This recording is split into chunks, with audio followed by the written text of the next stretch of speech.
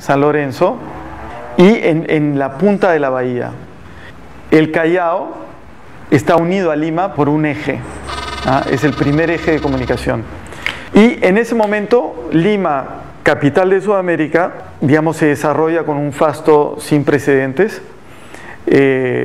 Prácticamente no hay enemigos, se funda muy rápidamente en 1550, 53, se funda la Universidad de San Marcos, una de las primeras universidades en América. Se construye el puente de piedra, que es el puente al lado de la casa de Pizarro, para conectar todo el norte con la entrada a Lima. ¿Por qué es importante esto? Porque la comunicación por mar desde Panamá es muy difícil. Los barcos llegan hasta Tumbes, que es en la frontera entre lo que es hoy Ecuador y el Perú, y ahí se encuentran con la corriente de Humboldt, que es esta corriente que viene del Polo Sur, y se demoran solo para los últimos 1000 kilómetros, se demoran 4 meses en llegar. Entonces muchas veces tienen que desembarcar las personas y venir por tierra.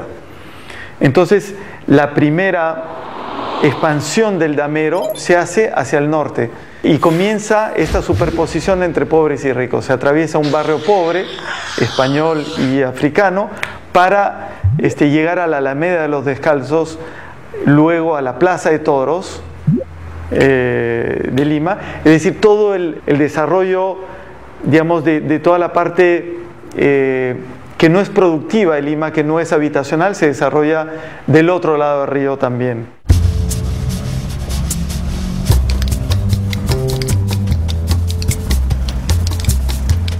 Este es el río Rímac. Vamos a atravesar el río Rímac. Entonces vamos a ir de la ciudad formal, digamos, española, a la ciudad recreacional, donde está el Paseo de Aguas, la Plaza de Toros, y donde también vivían los españoles pobres.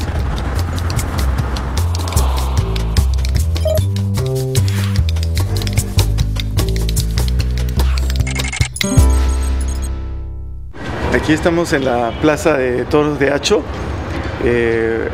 construida en 1766, luego de los 2 grandes terremotos. La Plaza de Hacho se construye enteramente en adobe antisísmico, y eso es lo que vemos hoy en día.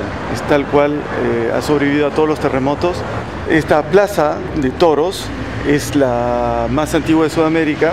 Es una obra de arte, a mí me encanta porque es prácticamente la expresión de la masividad y de la abstracción en la arquitectura del desierto. Tiene muchas reminiscencias de arquitectura precolombina, y cuando llegamos al interior se nos revela el presente. Vemos el panorama del Cerro San Cristóbal con la primera barriada que tuvo Lima.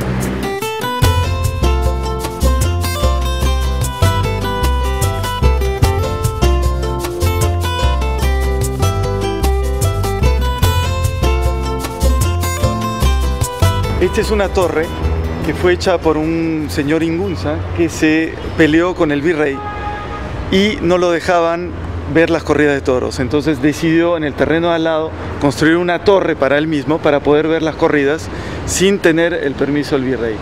Y como toda construcción en Lima, tiene la base en adobe y luego la construcción en madera bastante ligera, que en el caso de las casas se transforma en quincha, que es este sándwich entre caña y tierra.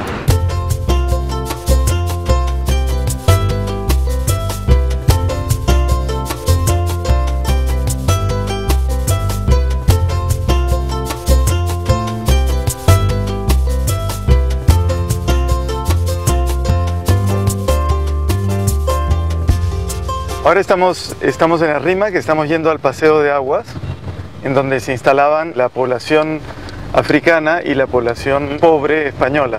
Muy pronto esto se convirtió en la parte recreativa, y hoy tenemos aquí a la izquierda la fábrica de cerveza de Lima, y a la derecha vamos a ver el inicio del Paseo de Aguas.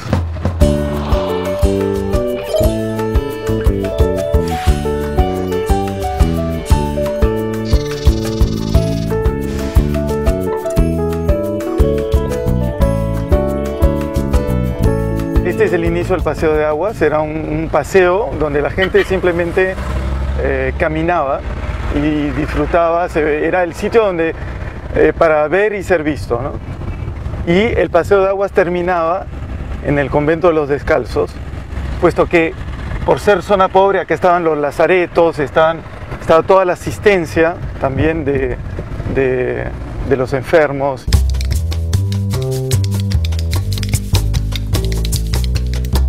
Dos eventos marcan el inicio de la decadencia de Lima, el pasaje entre Lima, capital de Sudamérica, a Lima, capital del Perú. Los primeros son las murallas que encierran Lima, cercenan una parte del barrio del Cercado de los indios, la llegada de los piratas, muy poquísimo tiempo después, dos grandes terremotos que destruyen Lima en 1687, en 1742, y que prácticamente destruyen Lima, y Lima es reconstruida. A esto se añade la creación de dos virreinatos, el virreinato de Nueva Granada y el virreinato del Río de la Plata, que causan la pérdida del monopolio de Lima y del puerto del Callao sobre todo lo que partía de Sudamérica a España. Ahora entramos al siglo XIX, en donde hay las primeras transformaciones. ¿Y cuál es la primera transformación? Es la creación de los balnearios. Lima es una ciudad que en invierno es muy húmeda, pero este barrio, Chorrillos, lo es mucho menos. Tenemos la protección del Morro Solar, es un cerro que desvía las nubes y hace que haya mucho más días asoleados aquí que en el resto de Lima, por lo cual los limeños, para curarse de la tuberculosis, para recibir aire menos húmedo, aire medicinal, se pensaba en esa época, se establecen los balnearios. ¿Y cuál es el primer balneario? Chorrillos, que era no solo uno de los puertos de Lima antes de que llegasen los españoles, sino es el sitio donde vivían los pescadores. ¿Y qué es lo que hace la población de Lima? Alquila estos ranchos y pasa el verano en este barrio. Lima empieza a tener un crecimiento demográfico que impulsa el crecimiento fuera de sus murallas. Entonces, no se decide ir más allá de las murallas, construir más allá, sino simplemente derribar las murallas. Aprovechar este terreno que no era de nadie para construir los primeros bulevares. Y empieza a tener influencias foráneas. ¿Cuál es la más importante a mediados del siglo XIX? Pues la francesa.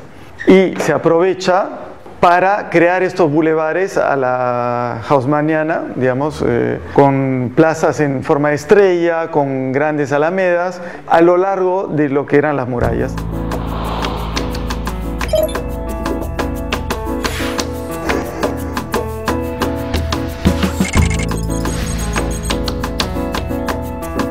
Este es el Correo Central de Lima, hecho a la imagen de los pasajes parisinos, pero la particularidad que tiene es que la bóveda vidriada no tiene vidrio y nunca lo tuvo. Puesto que no llueve, no hay necesidad de cubrir con un costoso vidrio esta galería, basta crear la estructura metálica para producir el espacio interior cuando es en realidad un espacio exterior.